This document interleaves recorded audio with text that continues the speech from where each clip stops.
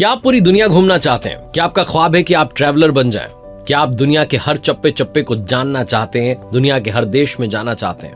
तो ये वीडियो आपके लिए है। मैं आपको एक ऐसे व्यक्ति की कहानी बताने जा रहा हूं जिसके पास में उस जमाने में ना हवाई जहाज की सुविधा थी, ना गूगल मैप्स थे, ना मोबाइल था, ना टेक्नोलॉजी की मदद थी, लेकिन फिर भी उस व्यक्ति ने अपने जीवन के 30 से ज्यादा साल घूमने में बिता दिए।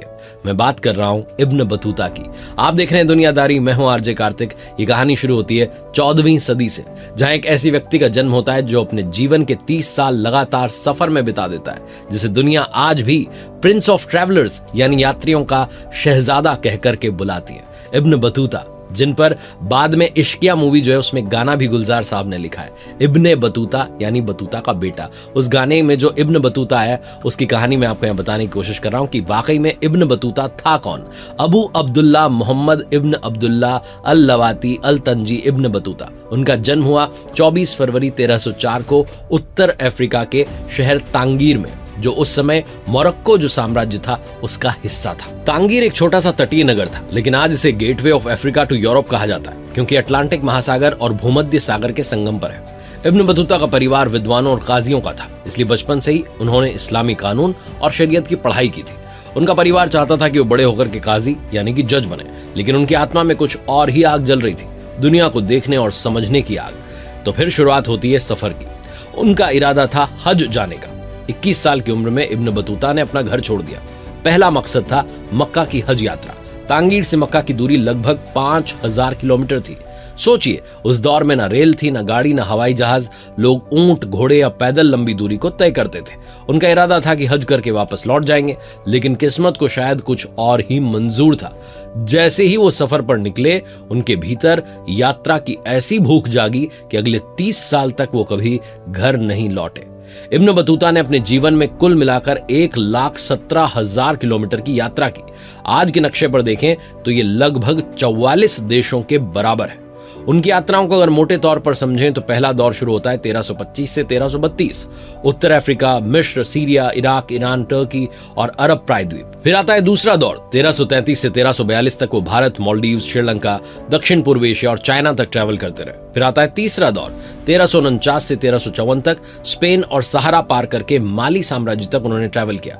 उनका यह सफर इतना लंबा और डाइवर्सिटी से भरा था कि उस समय के किसी भी यात्री ने इतनी दूर दराज की ट्रैवल नहीं की थी।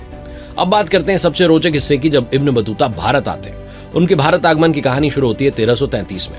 जब वो भारत पहुंचे तो दिल्ली के सिंहासन पर था सुल्तान मोहम्मद बिन तुगलक, एक ऐसा शासक जो अपने अजीबोगरीब फैसलों के लिए दुनिया में उसके बारे में बात हो रही थी। इब्न बतूता उससे मिले और सुल्तान, जो इब्न बतूता की विद्वत्ता थी, विद्वान जो थे इब्न बतूता, उससे प्रभावित होता है। रिजल्ट ये निकलता है कि इब्न बतूता को दिल्ली में काजी, न्यायाधीश जो है, नियुक्त कर दिया जाता है। भारत में रहते हुए उन्होंने यहाँ की रंगीन दुनिया का गहराई से अनुभव किया। दिल्ली के बाजारों की चहल पहल, रौनक इब्न बतूता को बहुत अट्रैक्ट कर गई। भारतीय मसालों का स्वाद इब्न बतूता ने पहली बार चखा और लिखा कि भारत का खाना अपने स्वाद और खुशबू के लिए बेमिसाल है। केरल के बंदरगाह, दक्षिण भारत के नगर, बंगाल की समृद्धि इब्न बतूता ने देखी। भारत के मेले, त्योहार, जुलूस और धार्मिक आयोजनों का वर्णन किया, जो इब्न बतूता के लिए एकदम नया था और अद्भुत था। फिर आती है मालदीव्स और श्रीलंका की यात्रा। भारत से आगे इब्न बतूता मालदीव पहुंचे। कहते हैं कि मालदीव के लोग बहुत सरल थे, लेकिन वहां की सामाजिक परंपराएं अलग थी। वहां शादी और तलाक बहुत आम बात थी। औरतों की स्थिति अपेक्षाकृत स्वतंत्र थी। इसके बाद इब्न बतूता ने श्रीलंका की यात्रा की। श्रीलंका और बंगाल से होते हुए वो चाइना पहुंचे। उन्होंने चाइना की जहाजों का वर्णन करते हुए लिखा कि इतने बड़े थे कि इनमें सैकड़ों लोग एक साथ यात्रा कर सकते थे। चाइना के मार्केट, वहां की व्यापारिक व्यवस्थाएं और वहां की अनुशासित समाज व्यवस्था ने इब्न बतूता को इम्प्रेस किया। उसके बाद आगे की यात्राओं में अफ्रीका के माली साम्राज्य और टिम्बकटू जैसे ऐतिहासिक नगर इब्न बतूता ने देखे। उसके बाद वो स्पेन गए, वहां जाकर के वहां के स्थापत्य का, वहां की सभ्यता का अनुभव किया। अब बात करते हैं रिहला की, जो उनकी अमर कृति रही है। इतनी लंबी यात्राओं के बाद जब वो मोरक्को वापस आए तो वहां के रूलर ने उन्हें आदेश दिया कि अपनी यात्राओं का लेखा जोखा लिखें। तो उन्होंने अपने एक्सपीरियंसेस को एक किताब में संकलित किया, जिसका नाम रखा रिहला। अरेबिक अगर मैं बात करूं तो भाषा में इसका अर्थ होता है यात्रा या सफर। रिहला सिर्फ एक यात्रा वृत्तांत नहीं थी, बल्कि 14th सेंचुरी का दुनिया का जीता जागता एनसाइक्लोपीडिया था, यानी विश्वकोश था।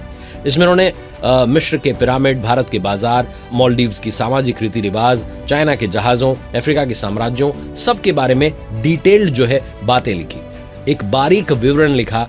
इसलिए आज भी इतिहासकार रिहला को एक अनमोल शोध जो है मानते हैं।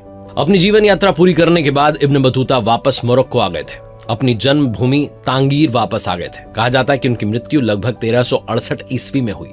उनकी कब्र आज भी तांगीर मोरक्को में मौजूद है, जहां लोग उन्हें याद करते हैं।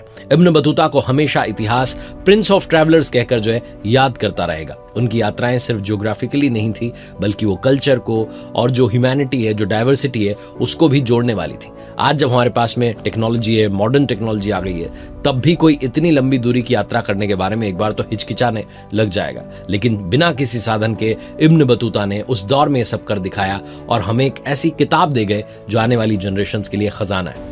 यही थी इब्न बतूता की कहानी, एक ऐसे व्यक्ति की कहानी जिसने घर छोड़कर के दुनिया को अपना घर बना लिया और जिसने साबित कर दिया कि ट्रैवलिंग से ही आपको असली एजुकेशन मिल जाती है।